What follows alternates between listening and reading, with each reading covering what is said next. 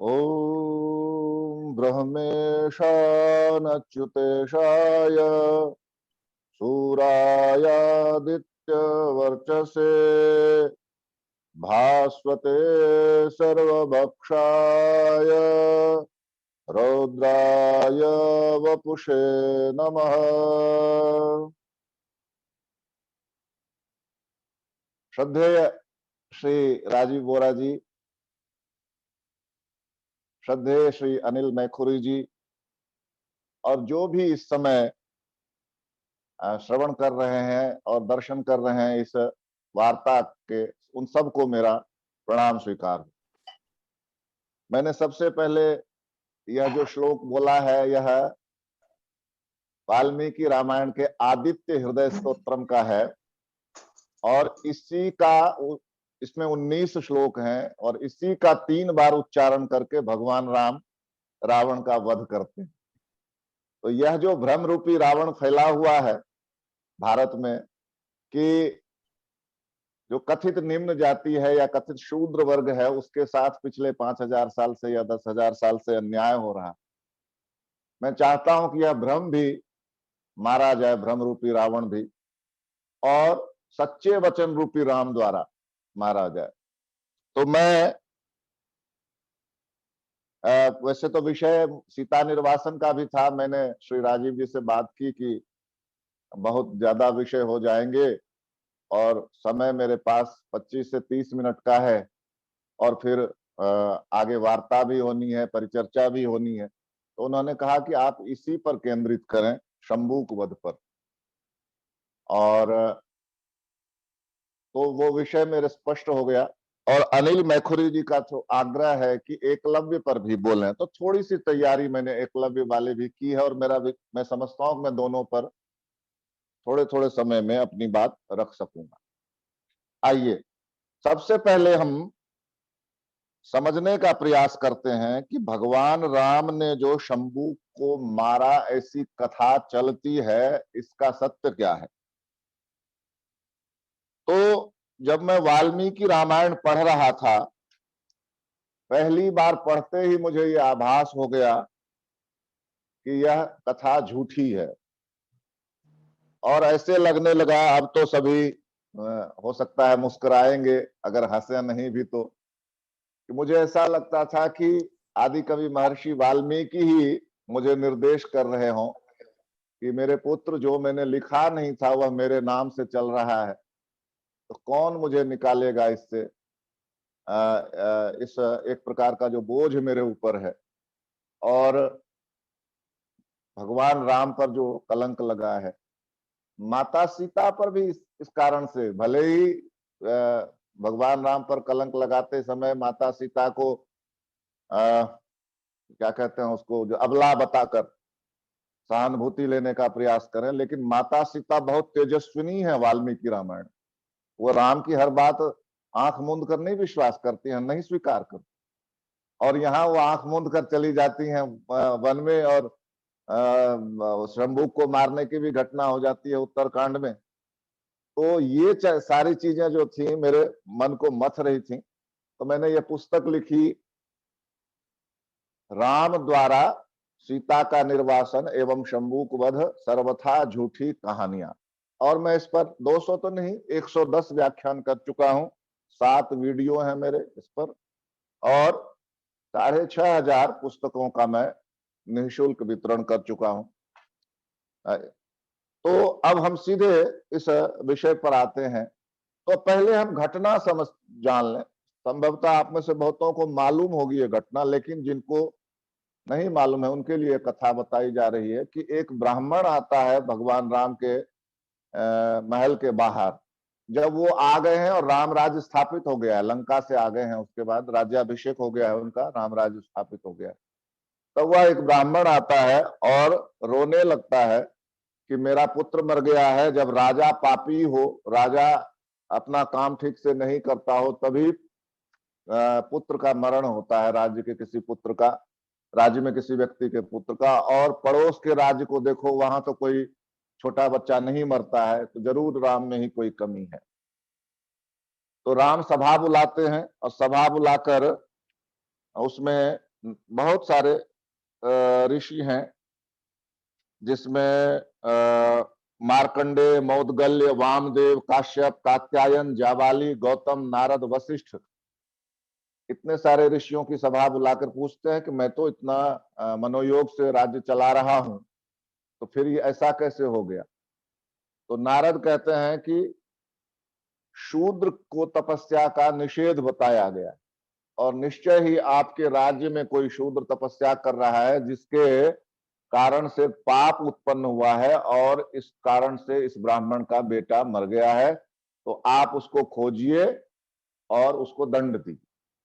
नारद कहते हैं, ध्यान रखिएगा ये शब्द मैं फिर दोहरा रहा हूं, नारद कहते हैं। क्यों, ये आपको आगे स्पष्ट होगा। तो भगवान राम पुष्पक विमान पर जाते हैं दंडकारण्य में, जहां वह शंभुक उल्टा लटका हुआ है पेड़ पर और तपस्या कर रहा है। भगवान राम पूछते हैं कि तुम तपस्या क्यों कर रहे हो, तो वो कहते हैं कि शूद्र योन्या प्रजातोस्मि तप उग्र समास्थिता देवत्वम प्रार्थये राम सशरीरो महायश। मैं देवत्व प्राप्त करना चाहता हूं सशरीर, और मैं स्वर्ग लोक को जीतना चाहता हूं। न मिथ्याहम वदे राम देवलोक जिगीषया शूद्रम मां विद्धि काकुत्सर शंभुको नाम नाम का। मेरा नाम शंभुक है, मैं शूद्र हूं और मैं देवलोक को जीतना चाहता हूं। ऐसा कह जैसे ही उसका वाक्य पूरा होता है कि भगवान राम उसकी गर्दन काट देते हैं और ब्राह्मण का पुत्र जी उठता है और स्वर्ग के देवता साधु साधु करने लगते हैं। यही कहानी है शंभुक वध की। अब इसमें सबसे पहला प्रश्न मैंने जो यहीं से खड़ा किया है कि यदि शूद्र की तपस्या से पाप होता है, उत्पन्न होता है, तो वह पाप तो सभी ब्राह्मण के बच्चों पर पड़ना चाहिए था ना। एक को ही टारगेट कैसे किया उस तपस्या ने और उसी को ही मारा। बहुत सारे ब्राह्मण होंगे, बहुत सारे क्षत्रिय होंगे, अगर शूद्र की तपस्या पाप ही थी तो ब्राह्मण तो सभी आने चाहिए थे उसकी चपेट में। वो क्षत्रिय भी आने चाहिए थे और वैश्य भी आने चाहिए थे। केवल ब्राह्मण का, वह भी एक ब्राह्मण का पुत्र, उसी पर लक्ष्य करके वो पाप कैसे चला गया। तो यहां से शुरू किया। ये सब मैं सिर्फ इसलिए बता रहा हूं कि आप तकनीकी खामियों को समझें।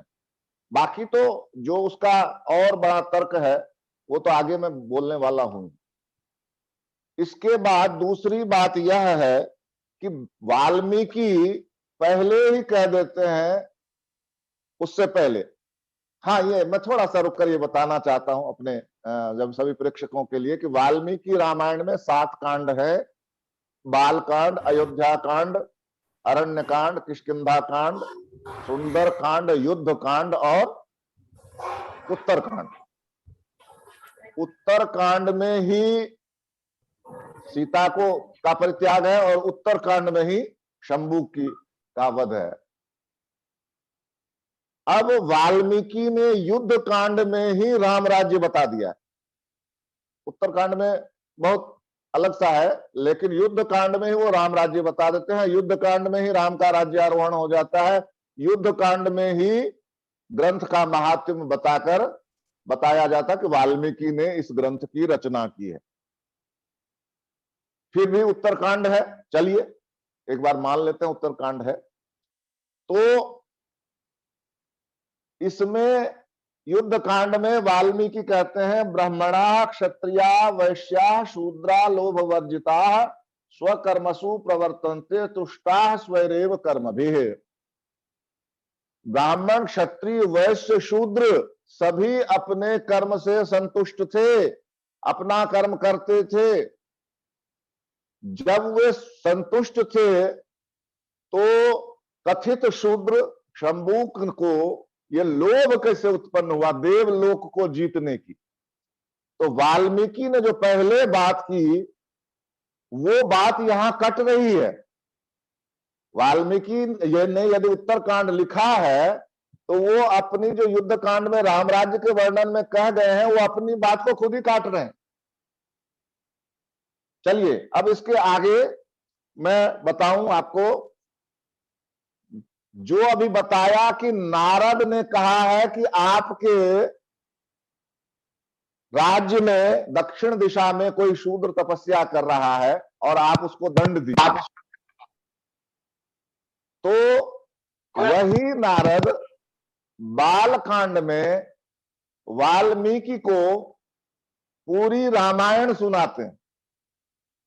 बालकांड का प्रथम सर्ग के 100 श्लोकों में पूरी रामायण सुनाते हैं नारद, इनको वाल्मीकि को, और उसमें ये कथा वो बताते ही नहीं है, चर्चा ही नहीं है इस कथा की कि राम ने किसी तपस्वी को मारा था, बल्कि यह भविष्यत काल के रूप में कहते हैं कि राम अभी अयोध्या के राजा हैं और 11,000 वर्षों तक शासन करने के बाद वे अपने परम धाम को चले जाएंगे, बालकांड के प्रथम सर्ग में। और युद्ध कांड के अंतिम सर्ग में 128वें सर्ग में यही बात वाल्मीकि लिखते हैं कि राम ने 11,000 वर्षों तक शासन किया। तो नारद और वाल्मीकि की बात मिल रही है, गलत मतलब एक दूसरे को का समर्थन कर रहे हैं। और उत्तरकांड में ये नई घटना एक आ जाती है शूद्र को मारने की और सीता के परित्याग की। वहीं पर नारद भी कहते हैं, बालकांड के प्रथम सर्ग में नारद कहते हैं कि न पुत्र मरणम केचित रक्षन्ति पुरुषा कुचित, कि पुत्र का मरण कोई व्यक्ति नहीं देखेगा, पुत्र का मरण, अपने पुत्र की मृत्यु कोई नहीं देखेगा। और राम राज्य के वर्णन में वाल्मीकि ने भी यही लिखा है कि पुत्र मरण कोई नहीं देखता था। जो बात नारद ने बालकांड में भविष्य के रूप में कहा कि राम के राजा बनने के बाद पुत्र की मृत्यु कोई नहीं देखेगा, वही बात वाल्मीकि ने युद्ध कांड में कही है कि पुत्र की मृत्यु कोई नहीं देखता था। अब कह रहे हैं ब्राह्मण का पुत्र मर गया, हो गई ना, विरोधाभासी बातें हो गई ना उत्तरकांड में। तो ये सब कुछ तकनीकी बातें हैं जो मैं आपको बता रहा हूं। अंत में मैं इसको समाहार करके बताऊंगा कि कैसे ये उत्तरकांड रचना नहीं है आदि कवि वाल्मीकि की। हम सीधे आ जाते हैं कि भगवान राम शूद्रों को कितना प्रेम करते थे। राम का शूद्र प्रेम बड़ी मार्मिक कथा है, सभी प्रेक्षक जो देख रहे हैं उनके। जब भगवान राम को वनवास हो जाता है तो सारे उनके दास दासी आंसू बहा रहे हैं। उन सबको भगवान राम 14 वर्षों का ध्यान रखिए, पूरी वनवास की अवधि का वेतन दे देते हैं अग्रिम।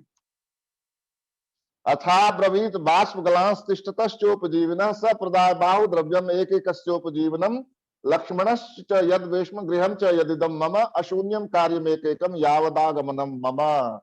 जब तक मैं लौट नहीं आऊं तब तक तुम हमारे घर की रक्षा करना, मतलब जो भगवान राम का महल है अलग, उसकी रक्षा करना, और इस जो तुम्हें मैं 14 वर्ष का धन दे रहा हूं, इस धन का उपभोग करना परिवार के पालन के लिए। बताइए, 14 वर्षों का अग्रिम वेतन दे दिया। और भगवान राम के महल की रक्षा करने के लिए उनको सोचना क्या पड़ता, दशरथ जी के सैनिक करते उसकी रक्षा, अयोध्या के सैनिक करते। लेकिन नहीं, मेरे जाने के बाद मेरे दास दासियों को कोई कष्ट ना हो, इसकी चिंता भगवान राम पहले करते हैं। और इसको तुलसीदास जी ने भी, गोस्वामी तुलसीदास जी ने भी इतने सुंदर ढंग से वर्णन किया है कि जब वो वनवास में जाने लगते हैं तो गुरु वशिष्ठ को कहते हैं, सभी दास दासियों को बुला लेते हैं और कहते हैं दासी दास बुलाए बहोरी। दासी दास को बुला लिया गुरु ही सौंपी बोले कर जोरी, अपने गुरु को सौंप दिया, दोनों हाथ जोड़कर बोले इनके सार संभाल गोसाई, हे गुरुदेव इनका जो सार संभाल है करब जनक जननी की नाई, माता पिता के समान इनका सार संभाल कीजिएगा, मैंने इसी तरह से इनको रखा है। दास दासी कौन होते थे?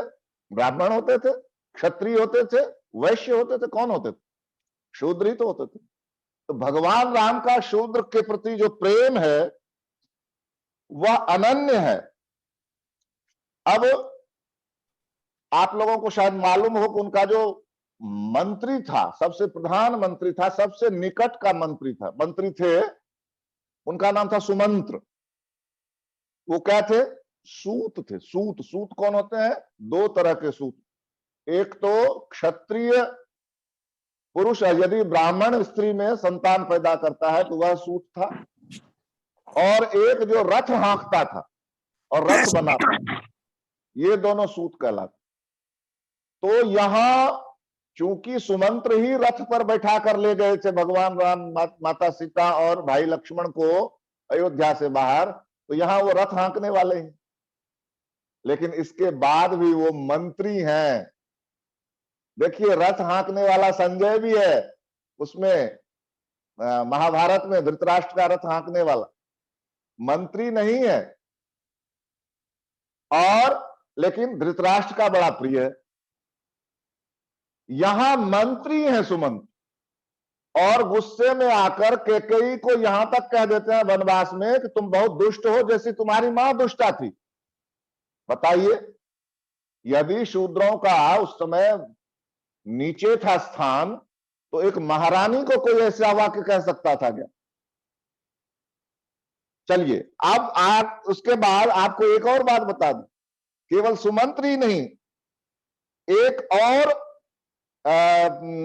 और मंत्री थे दशरथ का जो मंत्रिमंडल था उसमें, उनका नाम था चित्ररथ। वो भी सूत थे, वो भी शूद्र थे। महाभारत में कहा है ना कि 16 मंत्रियों में से 2 मंत्री अनिवार्य रूप से शूद्र होने चाहिए। 16 मंत्रियों में से 2 मंत्री अनिवार्य रूप से शूद्र होने चाहिए। तो वो तो वहीं से दिख रहा है, रामायण से ही दिख रहा है, 2 मंत्री हैं। और इसके बाद जब वो श्रृंगवेरपुर पहुंचते हैं, जहां वनवास में, तो श्रृंगवेरपुर में एक निषाद राज है, उनका नाम गुह है। वो दशरथ के भी मित्र हैं और राम के भी। तो राम को आकर कहते हैं कि राम कोई बात नहीं, आपका राज्य छूट गया पिताजी का, कोई बात नहीं, आप हमारा राज्य है श्रृंगवेरपुर, उसके राजा बनिए, मैं अपना राज्य आपको सौंपता हूं। ये श्रृंगवेरपुर आगे चलकर महाभारत में भी उल्लेख है, और यह जो एकलव्य थे, एकलव्य के पिता हिरण्यधनु उसी श्रृंगवेरपुर के राजा थे, वो निषाद ही थे वो भी। तो राम कहते हैं कि आप आए, आपके आने मात्र से मैं धन्य हो गया, और उनको पकड़कर अपनी छाती से चिपका लेते हैं। किसको? निषादराज गुह को। गुम एवं ब्रुवाणम तू राघवो प्रत्युवाच अर्चिताश्चैव दृष्टाश्च भवता सर्वदा वयम पद्भ्याम अभिगमाच्चैव स्नेह संदर्शनेन च भुजाभ्याम साधु वृत्ताभ्याम पीडयन वाक्यम अब्रवीत। दोनों भुजाओं में पकड़ लेते हैं कस के, और कहते हैं कि आपके आने मात्र से, आपके दर्शन मात्र से मेरा सत्कार हो गया, मेरी अर्चना हो गई। परंतु पिता को मैंने वचन दिया है, मां को वचन दिया है, मैं राज्य नहीं लूंगा, मैं राज्य में जाऊंगा भी नहीं। अब बताइए, अगर निषाद अस्पृश्य थे तो भगवान राम ने उनको दोनों हाथों से गले के से, दोनों हाथों में भरकर उनको गले के से लगा लिया। और देखिए, भगवान राम जब अयोध्या से निकलते हैं तो सारी अयोध्या उनके पीछे हो लेती। वाल्मीकि क्या लिखते हैं? ततः सबाल वृद्धा सा पुरी परम पीड़िता राम मेवाभिदुद्राव घर्मार्थ सलिलम यथा, घर्मार्थ सलिलम यथा। यानी जैसे प्यासा व्यक्ति पानी के पीछे दौड़ता है, वैसे ही पूरी अयोध्या, पूरी सबाल वृद्धा, बच्चे भी थे उसमें और बूढ़े भी थे, वो सब दौड़े। तो पूरी अयोध्या यदि दौड़ी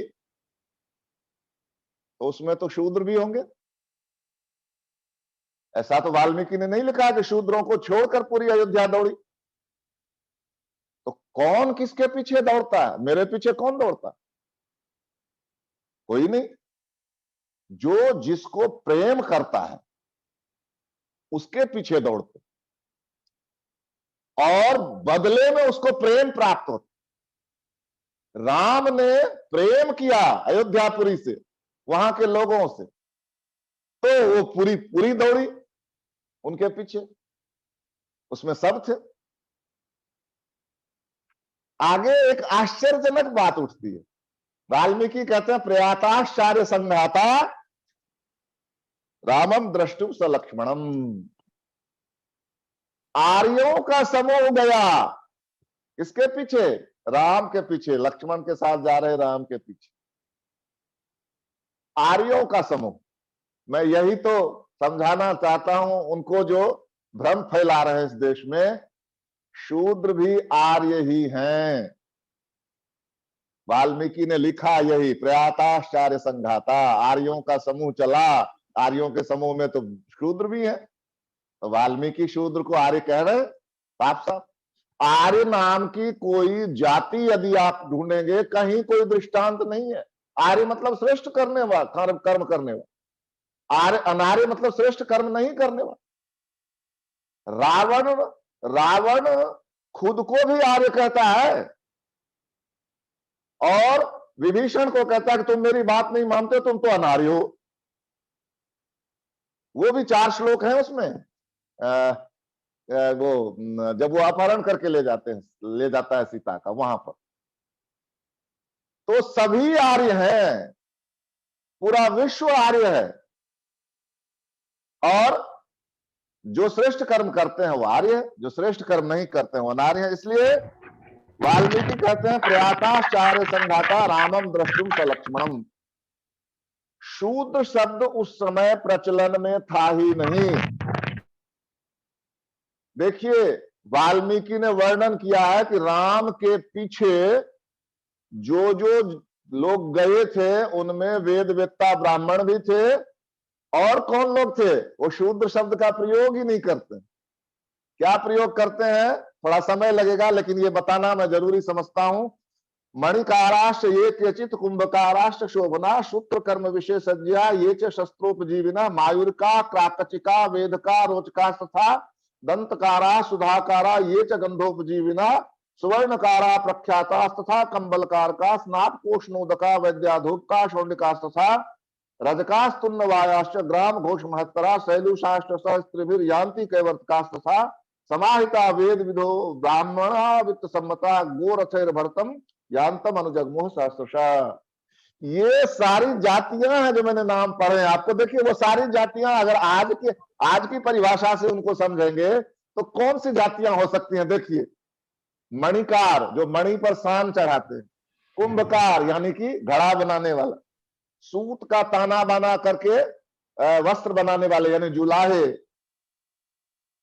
मयूर पंख से छत्र बनाने वाले, आरी से लकड़ी चीरने वाले, मणि मोती में छेद करने वाले, दीवार वेदी में शोभा मतलब फूल पत्ती आदि बनाने में, दीवार आदि पर फूल पत्ती बनाने वाले, दंतकार हाथी दांत से गहने बनाने वाले, सुधाकार चूना लगाते ना दीवारों पर, वो चूना लगाने वाले, गंधी जो गंध परफ्यूम जिसको आज हम कहते हैं गंध तैयार करने वाले, सुनार कंबल और कालीन बनाने वाले, गर्म जल से नहलाने वाले, वैद्य धूपक यानी कि धूप बत्ती आदि जो बनाता है वो, शौंडिक मध्य विक्रेता, धोबी दर्जी, गांव और गौशालाओं के महतो कहते हैं जो गायें जहां रहती है ना गोष्ठ में, उसके गोबर को जो साफ करता है, बड़ा बड़ा वो महत्वपूर्ण व्यक्ति माना जाता था समाज में, बहुत ज्यादा।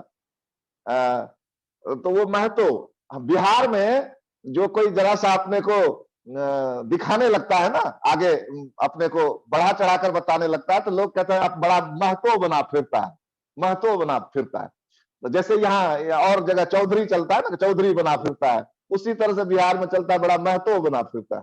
तो बड़ा महत्वपूर्ण व्यक्ति है वो। स्त्रियों सहित नट, स्त्रियों सहित नट, केवट, और इसके साथ कौन है, तो समाहित चित्त सदाचारी वेद वेत्ता ब्राह्मण। एक ही गाड़ी पे सभी बैठे, एक ही बैलगाड़ी पर, मतलब एक ही बैलगाड़ी पर, मतलब उतने सारे लोग नहीं होंगे, बैलगाड़ियां तो बहुत होंगी, मतलब एक बैलगाड़ी पर ब्राह्मण भी बैठे हैं और ये भी बैठे हुए हैं, जो जातियां गिनाई हैं। जो ये जातियां तो जाति नहीं है, ये तो उनके शिल्प कर्म के अनुसार वाल्मीकि ने बताए हैं ना। तो वो सब एक ही गाड़ी पर बैठे हैं और लिखते हैं कि सबके वेश सुंदर थे और सभी ने शरीर में अंगराग लगा रखा था। ये नहीं लिखा है कि ब्राह्मणों ने लिखा लगा रखा था, क्षत्रियों ने लगा रखा था, सभी ने लगा रखा था। अब बताइए, एक बैलगाड़ी में तो सभी बैठे हैं, सबके वेश सुंदर हैं, सबने अंगराग लगा रखा है, तो कहां है भेद, कौन सा भेद, कैसा भेद। अस्तु, आगे जब भरत मिलते हैं राम से तो कहते हैं कि भैया अब वापस चलिए, तो कहते हैं मैं तो नहीं जाने वाला हूं, तुम इन सबको ले जाओ और अपनी प्रजा का पालन करो। वहां पर वो कहते हैं अयोध्या दक्ष भरत प्रकृति रूपरंजय शत्रुघ्न सहितोवीर सह सर्वैर द्विजाति भी, सभी द्विजातियों के साथ तुम अयोध्या चले जाओ और अपनी प्रजा का पालन करो।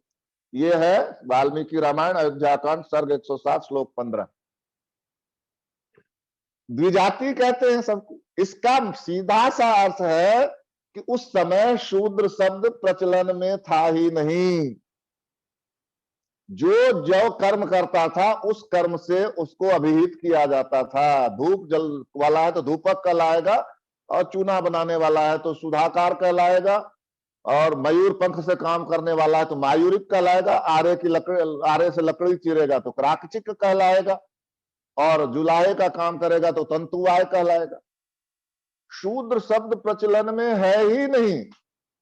फिर ये अचानक बात कैसे आ गई कि एक शूद्र जो है वो तपस्या कर रहा है, इसलिए आप उसको मारिए, और जाके मार भी देते हैं, वध भी कर देते हैं। तो ये क्या है, एक योजना पूर्वक बनाई गई कथा नहीं है। चलिए, और जिस उत्तरकांड में ये कथा है उसकी बहुत सारी विसंगतियां हैं। चूंकि सीता परित्याग वाली बात भी आई है तो हो सकता है कि थोड़ा बहुत उसमें उद्धरण इसका भी आ जाए। मैं तो उत्तरकांड की विसंगतियां बता रहा हूं। उत्तरकांड की विसंगतियां, जैसे 6 कांड पहले हो गए, 7वां कांड उत्तरकांड है। तो आपको पहले बताया कि नारद बालकांड में जब कथा सुनाते हैं वाल्मीकि की, तो उसमें न सीता परित्याग की घटना है और न शंभूक वध की घटना है, और ये उत्तरकांड में दोनों घटनाएं घटती हैं। बालकांड में एक घटना है अहल्या और इंद्र के समागम का, वो परस्पर सहमति से होता है। और उत्तरकांड में भी ये कथा है, वहां पर इंद्र बलात् अहल्या से संबंध बनाते। एक ही कवि वहां कुछ और लिख रहा है, यहां कुछ और लिख रहा है। क्या वाल्मीकि ने लिखा होगा? आगे युद्ध कांड में जो सीता की अग्नि परीक्षा बताई गई है उसमें अग्निदेव साक्षी हैं, अग्नि। और उत्तरकांड में जो सीता की अग्नि परीक्षा बताई गई है उसमें इंद्रदेव साक्षी। क्या एक ही कवि लिख सकता है ऐसी दोनों बात? इसके बाद युद्ध कांड में पुष्पक विमान को राम वापस लौटा देते हैं, वो कुबेर के पास चला जाता, कुबेर ही वास्तविक मालिक था। और यहां पर पुष्पक विमान उपस्थित है, कहा? उत्तरकांड में। वो कहता है कुबेर ने वापस भेज दिया मुझे, और राम उसको स्वीकार कर लेते। राम ने जो 2 ऋषि थे, शरभंग और सुतीक्ष्ण ऋषि, ये तो निषाद राजगुरु द्वारा जो उनको अपना राज्य देने का प्रस्ताव दिया गया था उसको ठुकराया ही, सुग्रीव ने भी अपना राज्य देने का प्रस्ताव दिया, उसको भी ठुकराया। विभीषण ने भी अपना राज्य देने का प्रस्ताव रखा, उसको भी ठुकराया। ये तो जो धरती पर के राज्य हैं। इसके अलावा शरभंग और सुतीक्ष्ण ऋषि ने राम को कहा कि हमने अपनी तपस्या से कई लोगों पर विजय प्राप्त की है, राम आप वो राज्य ले लीजिए। राम कहते हैं कि मुझे जीतना होगा तो मैं अपनी तपस्या से जीतूंगा, मुझे आपका राज्य नहीं चाहिए। यह है अयोध्या कांड में। तो राम जो कुछ स्वीकारते ही नहीं हुए, हाँ पुष्पक विमान को रख लेते हैं अपने पास। जो स्वयं वाल्मीकि ने जो राम का वर्णन किया है उससे मेल नहीं खा रहा। इसके बाद हनुमान जी की कथा आती है किष्किंधा में, हाँ किष्किंधा कांड में। हनुमान जी के ऊपर जब हनुमान जी भूल जाते हैं कि वो समुद्र पार कर सकते हैं, तो जाम्बवान उनको याद दिलाते हैं और कहते हैं कि जब तुम छोटे बच्चे थे, तुम इतने बलवान हो, जब तुम छोटे बच्चे थे तो इंद्र ने एक बार तुम्हारे उत्पात से परेशान होकर तुम पर वज्र मारा और उससे तुम्हारी जो ये टोढ़ी है, हनु जिसको कहते हैं, इसीलिए तो उनका नाम हनुमान है। हनु हनु हनु ने उसको बर्दाश्त कर लिया उस वज्र को।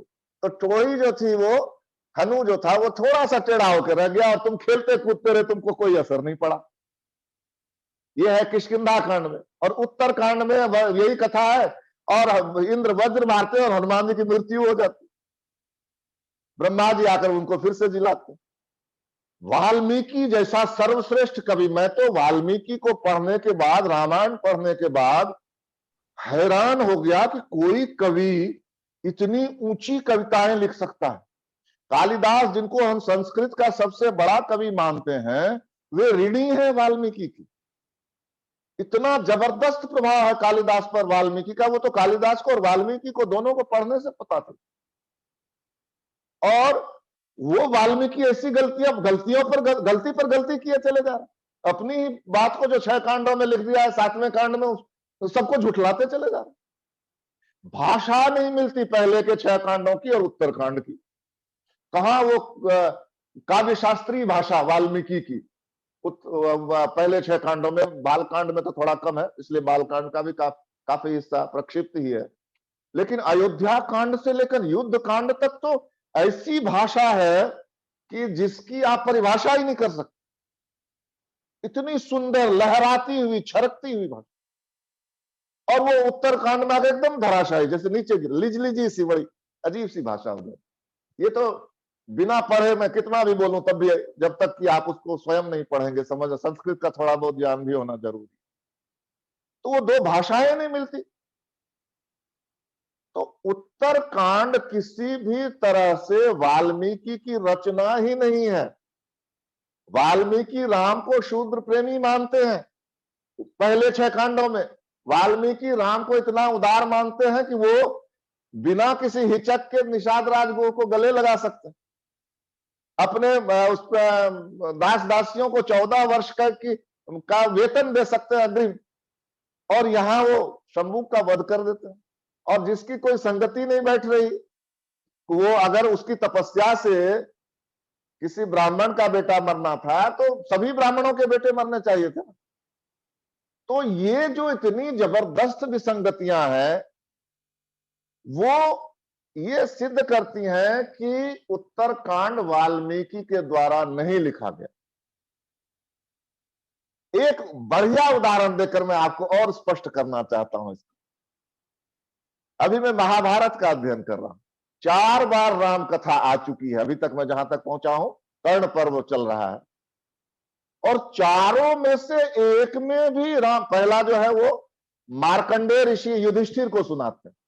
दूसरा जो है जब भीष्म कृष्ण की पूजा करने के लिए कहते हैं राजसूय यज्ञ में, वहां पर वो कृष्ण के पिछले अवतारों का वर्णन करते हैं। वहां राम अवतार का सबसे बड़ा वर्णन राम अवतार का ही करते हैं वो, वहां 2। तीसरा हनुमान जी भीम को किस्सा सुनाते हैं, वो रामायण की कथा सुनाते। और एक जो है अभी मेरे दिमाग से निकल रहा है, 4 बार किस्सा आ चुका है उसका। चारों में एक में भी सीता परित्याग की बात नहीं है, चारों में एक में भी शंभू वध का वर्णन नहीं है। क्या मतलब हर बार चूक गए वेद व्यास, हर बार चूक गए वेद व्यास ये बताने से, क्योंकि अग्नि परीक्षा का तो वर्णन किया है उन्होंने वेद व्यास ने। तो सीधा अग्नि परीक्षा का वर्णन तो नहीं किया है, लेकिन सीता को कहा है कि भाई तुम जहां जाना चाहो जा सकती हो, मैंने जो है ये युद्ध अपने अपने तुम्हें बचाने के लिए किया था, ताकि तुम्हें जिंदगी भर उस राक्षस के पास नहीं रहना पड़े। तो ये तो वेद व्यास, लेकिन लेकिन सीता परित्याग की बात नहीं लिखी, शंभुक वध की बात नहीं लिखी। तो ये कथाएं महाभारत लिखे जाने के बाद जोड़ी गई हैं, रामायण में ये कथाएं नहीं थी। और जो उत्तरकांड की शैली है वह पुराणों की शैली। पुराण में क्या होता है, अभी आप पढ़ रहे हैं राजाओं के वंश का वर्णन, अगले सर्ग में आपको मिल जाएगा ब्रह्म का वर्णन, उसके अगले सर्ग में पहाड़ का वर्णन मिल जाएगा, उसके अगले सर्ग में किसी राज्य का वर्णन मिल जाएगा। कोई क्रम नहीं होता पुराण में, और यही स्थिति है उत्तरकांड की, कोई क्रम नहीं है उसमें। रावण की कथा है, वशिष्ठ की कथा है, हनुमान की कथा है, मृग की कथा है, श्वेत की कथा है, इला की कथा है, पुरुरवा और वशी की कथा है, मृग की कथा है। इतनी कथाएं हैं जिसका आपस में कोई संबंध ही नहीं जिनका। तो ये पुराण की शैली है। तो उत्तरकांड निश्चित रूप से कोई पुराण रहा होगा। और एक अंतिम बात कह के जो मैं एकदम बिल्कुल, मेरा सबसे पुख्ता प्रमाण है कि ये वाल्मीकि की रचना नहीं है, लेकिन उसके लिए मैं पहले मां सीता से, भगवान राम से क्षमा मांगते हुए, वाल्मीकि से क्षमा मांगते हुए, कान पकड़कर शिव शंभु का उच्चारण करके आपको बताना चाहता हूं। और वो यह है कि जब राम रावण का युद्ध चल रहा है, तो जो मैंने कहा था ना कि शंभूक वध का प्रसंग भी अगर बता रहे होंगे, तो उत्तरकांड क्षेपक है, इसको बताने के लिए सीता माता का भी प्रसंग लेना पड़ेगा, वो इसलिए आवश्यक है। तो राम और रावण का युद्ध चल रहा है, तो रावण का एक दरबारी है महापाश, वो कहता है कि रावण तुम जो बार बार सीता के आगे जाके कहते हो कि मुझसे विवाह कर लो, मुझसे विवाह कर लो, तो तुम जबरदस्ती संबंध क्यों नहीं बनाते हो? ये तुलसीदास जी नहीं लिख सकते थे। तुलसीदास जी की परमेश्वरी है, वो सोच भी नहीं सकते थे कि कोई मां सीता के लिए इस तरह की बात कर सकते, लेकिन वाल्मीकि रामायण में है। और बहुत पुख्ता प्रमाण है मेरा यह बताने के लिए कि इसलिए मैं कह रहा हूं कि उत्तरकांड वाल्मीकि की रचना नहीं है। तो रावण क्या कहता है कि मैंने पुंजिकस्थला नाम की एक स्त्री के साथ बलात् संबंध बनाया था, ब्रह्मा जी ने मुझे शाप दे दिया कि आज के बाद तुमने किसी के साथ, जो स्त्री तुमको नहीं चाहती है, तुमने बलात् संबंध बनाया तो तुम्हारे सिर के 100 टुकड़े हो जाएंगे। अद्य प्रभृतिम याम अन्याम बलान नारीम गमिष्यसि तदा ते शतधा मूर्धा फलिष्यति न संशय। ये कारण था कि वो रावण, जो वाल्मीकि रामायण के अनुसार एक नंबर का लंपट, एक नंबर का कामुक, झूठ मूठ बता दिया कि वो तो बड़ा शिव भक्त था, वो तो बड़ा विद्वान था। कहीं वाल्मीकि रामायण में कोई चर्चा नहीं है उसकी शिव भक्ति की, न उसकी विद्वत्ता की, कुछ भी नहीं। तो ये कारण था कि मां सीता के साथ जबरदस्ती नहीं कर सका, वरना ये अवसर उसको पंचवटी में भी प्राप्त था यदि खाली संबंध बनाना हो। लेकिन उसकी विवशता थी कि मां सीता उसको हृदय से स्वीकारें।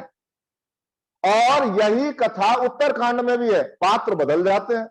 वहां पात्र कौन है? नलकूबर, रंभा और रावण। रावण रंभा के साथ बलात् संबंध बनाता है, नलकूबर शाप देता है कि अगर तुमने आज के बाद किसी के साथ इस तरह का संबंध बनाया तो तुम्हारे सिर के 7 टुकड़े हो जाएंगे किसी स्त्री से। अब आप देखिए, रावण को यदि युद्ध कांड में ब्रह्मा जी का शाप लगा हुआ है, तो रावण रंभा के साथ भी दुष्कर्म नहीं कर सकता ना, उसके सिर के 100 टुकड़े हो जाएंगे ना। तो कैसे कर लेता है दुष्कर्म? ये क्या वाल्मीकि ने लिखा होगा ऐसा? उसके सिर के 100 टुकड़े हो जाना चाहिए। एक ही कवि ऐसी 2 अलग अलग बातें कैसे लिख रहा? तो ये जो रंभा और नलकूबर वाला संबंध है, ये रावण संहिता में भी है ज्यों का त्यों, और रावण संहिता से ज्यों का त्यों उठा के उत्तरकांड में रख दिया गया है। तो इन सब बातों से मैंने ये अनुभव किया कि वाल्मीकि ने उत्तरकांड लिखा ही नहीं था। कोई भी कवि इतनी विसंगतियां करेगा और वाल्मीकि जैसा आदि कवि महर्षि वाल्मीकि, जिसका ऋणी है पूरा भारत, एक आर्ष संस्कृति, विश्व में कहीं है कोई ऐसा कि ग्रंथ लिखकर संस्कृति की रचना हो गई हो? लेकिन हमारी संस्कृति रामायण और महाभारत और वेद ग्रंथ के आधार पर हमारी संस्कृति। तो ये अद्भुत कार्य किया, वो अपने को ही इस तरह से कैसे मटियामेट कर लेंगे? तो इसलिए उत्तरकांड वाल्मीकि की रचना नहीं है, और प्रमाणों से यह सिद्ध होता है कि न राम ने सीता का परित्याग किया और न शंभू का वध किया, क्योंकि ये रचना ही वाल्मीकि की नहीं है। यहां मेरी बात पूरी होती है। यदि समय है तो मैं थोड़ी सी चर्चा एकलव्य की भी कर लूं, अन्यथा आप जैसा आदेश देंगे मैं वैसा करूंगा।